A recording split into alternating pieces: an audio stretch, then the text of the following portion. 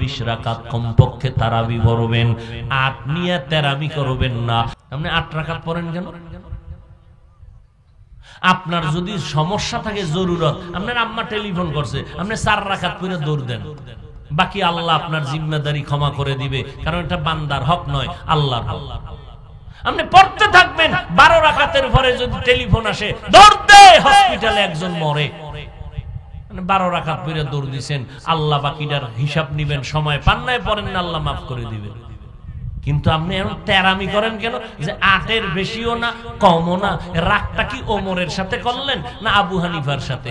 ওমরের সাথে যদি রাগ করেন তা আপনি পৃথিবীর মধ্যে রাসূলের সবথেকে নিকৃষ্ট দুশমন।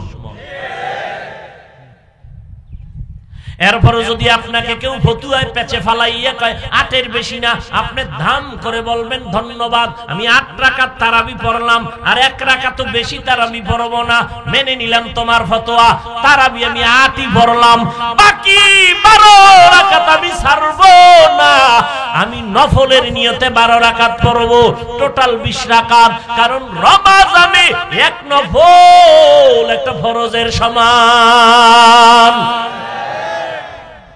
এর থেকে সহজ আর সমাধান আছে? এরপর জুতার বাড়ি ছাড়া আর সমাধান নেই। আমি 8 রাকাতই পড়লাম, বাকি 12 রাকাত কি হিসাবে পড়বো? নফল। কারণ এই যে 20 রাকাতে 1.5 পারা কোরআন পড়বে হাফেজ সাহেব, এই সুযোগ তো আর বাকি 11 মাসে পাবো না, আগামী রমজানে বেঁচে থাকার গ্যারান্টিও নাই। অতএব আমি সময় পেয়েছি, 20 রাকাত ছাড়বো না। তুমি যদি আমাকে আটকাইয়া দাও 8, আমি 8 রাকাতই তারাবি পড়লাম, বাকি 12 রাকাত নফলের নিয়তে আমি পড়বো, 1 নফল ফরজের সমান। হাফেজ সাহেবের কোরআন শুনলে কলিজা ঠান্ডা হয়ে যায়, এই সুযোগ হাতছাড়া করব না। ঠিক আছে না? তাহলে তারাবি কয় রাকাত হবে? না তেরামি করবেন? 8-এর বেশিও না, কমও না, এমন 20 রাকাত তারাবি পড়বেন। জরুরত থাকার মাসআলা ভিন্ন। আরেকটা বড় আমল তাহাজ্জুদের নামাজ। তাহাজ্জুদের নামাজ কখন? সাহারি খাওয়ার পুরা টাইম তাহাজ্জুদের টাইম। বাঙালির কপালে তো খারাপ, খাইতে খাইতে খাইতে খাইতে আজান ঠেকায় দেয়, 2 রাকাত তাহাজ্জুদ পড়ে না, বাঁকা হয়ে খাইতে বইছে, এবার আর সোজা হয়ে গেছে খাইতে, এত ভিতরে ঢুকাইছে, এখন আর বাঁকা হওয়ার কায়দা নাই। মসজিদে যাইতে 3 মিনিট লাগবে, খায় যাওয়ার টাইম নাই, এমন খাওয়া খাইছি হেঁটে যাওয়ার শক্তি নাই, বালিশ দে 2টা টাক দিয়া হইয়া পড়ি। অথচ এই রমাজান মাস কত বরকতের মাস, খানা খাইতে উঠি একটু আগে উঠে 2 রাকাত নামাজ পড়ে যদি আমার মাওলার কাছে একা একা গোপনে কাঁদতেন, আল্লাহ গো আমার ছেলেটা আমার কথা মানে না, তুমি বাধ্য করে দাও, আমার মাইয়ার বিয়া হয় না, তুমি ভালো পাত্রের ব্যবস্থা করে দাও, আমার দোকানে ব্যবসা কম বাড়ায় দাও, আল্লাহর কসম এমন একটা রাত নাই যে আমার আল্লাহ প্রথম আসমানে আসেন না, আল্লাহ নিতে আসেন না, বরং তার বান্দাকে দিতে আসে। অতি গভীর হয় রজনী যখন, নীরবে প্রভুর নাম জপিও তখন, প্রভুর করুণা যদি পাইবারে চাও, গভীর রাতে উঠে প্রভুর গুণগান গাও। আমার নবীর কোন গুনাহ আসেনি?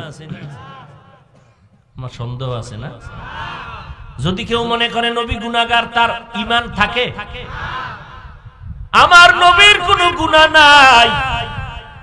নবী রমাজান না রজব থেকে আমল বাড়ায় দিলেন, শাবানে রোজা রাখা শুরু করলেন, রমাজান আসলে যেন আমি দুর্বল হয়ে না যাই, এখন থেকে অভ্যাস করে নেই, আমল বাড়ায় দিছে।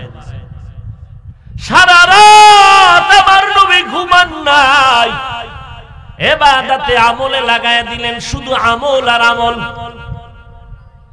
আর আমাদের মধ্যে কোনো আমলের খবর নাই। রমাজান পাইয়াও কত মানুষ গুনার কথা বলে, মিথ্যা বলে, গীবত করে, শিকায়াত করে। আল্লাহর কাছে তওবা করেন আর বলেন, আল্লাহ রমাজানের হক আদায় করার তৌফিক দান করো, নবীর মুহাব্বত নিয়ে যেন ইবাদতে কাটাইতে পারি। জোরে বলেন আমিন। কত কষ্ট করেছিলেন ইয়াতীম নবী এ রমাজানে, ইবাদতে রাত কাটিয়ে দিতেন, কি হবে উম্মত বিনে। কত কষ্ট করেছিলেন ইয়াতীম নবী এ রমাজানে, ইবাদতে রাত কাটিয়ে দিতেন, কি হবে উম্মত বিনে। আমরা তো সেই নবীর উম্মত, কেমনে দাও তার সিনাতে আঘাত। মরণের ভয় নাই কি তোমার, কি হবে যে শেষের গতি। ভুলবো না ভোলা যায় নাকি মাহে রমজানের স্মৃতি। ভুলবো না ভোলা যায় নাকি মাহে রমজানের স্মৃতি। এ মাসের কত ফজিলত জানো কি মুসলিম জাতি।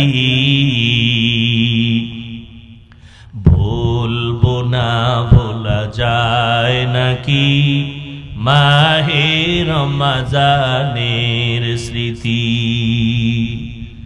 রমজানের ভেতরে আর একটা বড় আমল হলো আল্লাহর কোরআনের তেলাওয়াত।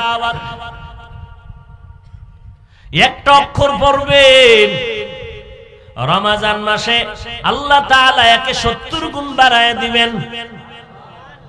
আল্লাহর কোরআন পড়বেন, চোখের পাওয়ার বেড়ে যাবে, চেহারায় নূর আসবে, আমলে নূর বাড়বে। আল্লাহ হালাল ভাবে রিজিকের ব্যবস্থা করবেন। পারি না কয়ার কত বছর পিছনে থাকবেন। আল্লাহর কাছে তওবা করেন আর নিয়ত করেন, পাক্কা নিয়ত, ইনশাআল্লাহ আমি শিখবো। মাত্র 25টা দিন 1 ঘন্টা করে সময় দিবেন কোরআন শেখার জন্য। তারাবির নামাজের পরে ঘুমের আগে 1 ঘন্টা, যদি না পারেন ফজরের নামাজের পরে 1 ঘন্টা দিবেন। ইমাম সাহেব মুয়াজ্জিনকে বলবেন কোরআন শিখাও। পহেলা রমজান থেকে সময় দিবেন, 25শে রমজান পর্যন্ত ইনশাআল্লাহ যোগ্যতা তৈরি হয়ে যাবে, কোরআন পড়া শুরু করে দিবেন।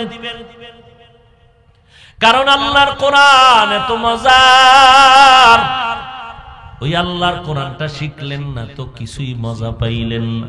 25 দিন চেষ্টা করেন 1 ঘন্টা করে কোরআনটা শিখবেন। ও পর্দার আড়ালের আম্মা জানেরা আসেনি, মা বোনেরা, এরে আম্মা জানেরা, আপনারা নবীদের মা, সাহাবায়ে কেরামের মা, আউলিয়ায়ে কেরামের মা, হাফেজে কোরআনের মা। 2টা সন্তানের মাথায় পাগড়ি দেওয়া হলো কোরআনের হাফেজ। এদের মা বাবার জীবন কত ধন্য। এরে আম্মা জান, খাদিজা রাদিয়াল্লাহু আনহার মতো নারী, আপনারা তো আয়েশা রাদিয়াল্লাহু আনহার মতো নারী, ফাতেমা রাদিয়াল্লাহু আনহার মতো নারী। আপনাদের এত ইজ্জত, এত সম্মান আল্লাহ দান করেছেন। জমিনে যত ভালো সন্তান, সব ভালোর পেছনে মায়ের অবদান, আর কারো অবদান নাই। ও আম্মা জান, একটা সন্তানকে আদর্শওয়ালা বানায় যাবেন, কোরআনওয়ালা বানায় যাবে। আপনার সন্তান ডাক্তার বানাবেন আলহামদুলিল্লাহ, ইঞ্জিনিয়ার বানাবেন আলহামদুলিল্লাহ, প্রফেসর বানাবেন আলহামদুলিল্লাহ, তবে বেয়াদব বানাবেন না। আপনার সন্তানের ব্যবহারে যেন কোনো আলেম কষ্ট না পায়, কোনো মুরব্বীরা কষ্ট না পায়, সমবয়সী কোনো যুবক যেন কষ্ট না পায়। আপনার সন্তানকে কোরআন পড়াইয়া ডাক্তারি পড়ান, বাধা নাই। ফাঁকে ফাঁকে কোরআনের ইলম শিক্ষা দান করেন, কোরআনটা শিক্ষার ব্যবস্থা করেন। আপনি মা মরিয়া গেল, সন্তান ডাক্তারি করার মধ্যে কোরআন পড়বে, মা বাবার জন্য দোয়া করবে, এটা আপনার জন্য পরকালের পুঁজি। এরে আম্মা জান, আল্লাহর মুহাব্বত নিয়ে রমজানে আল্লাহর কাছে বলেন, কান্না করেন। কোরআনটা পড়তে না জানলে আপনিও শিখেন। ফজরের নামাজের পরে ঘুমাইয়েন না, রমজান ইবাদতের মাস, আমলের মাস। সূরা ইয়াসিনটা ফজরের নামাজের পরে তেলাওয়াত না করে ঘুমাবেন না। এই যারা কোরআন শরীফ পড়তে পারেন, কমপক্ষে 1 খতম দিবেন রমজানে, কমপক্ষে। পারবেন না ইনশাআল্লাহ? কি একবার আলহামদুলিল্লাহ, 3 বার কুল হু আল্লাহ? হ্যাঁ, তো কদরের রাত্রে যে স্লিপ দেয়, খালি স্লিপ, কি আমার বোন দিছে 22 খতম, আরে আমরা আলেম হইয়া এক খতম দিতে গাম ছুটে যায়, আর মহিলারা কি পরিমাণ কোরআন পড়তে পারে এত আমি জানা। 22 খতম দিল কেমনে? কেন আপনি কি মাসালা জানেন না? একবার আলহামদু, 3 বার কুল হুয়াল্লাহ, এক খতম। আরে আম্মা জান, আলহামদু থেকে শুরু করবেন, ওয়ান নাসের সিন পর্যন্ত ধারাবাহিকভাবে লাইনে লাইনে আঙ্গুল টেনে টেনে, ডান হাতের শাহাদাত আঙ্গুল টেনে টেনে পড়বেন। দেখিয়া কোরআন পড়ার সওয়াব অনেক বেশি। দেখে দেখে কোরআন পড়বেন, আল্লাহর কসম, যারা কোরআনের দিকে নজর দিয়ে তাকাইবে তাদের চোখের পাওয়ার নষ্ট হবে না।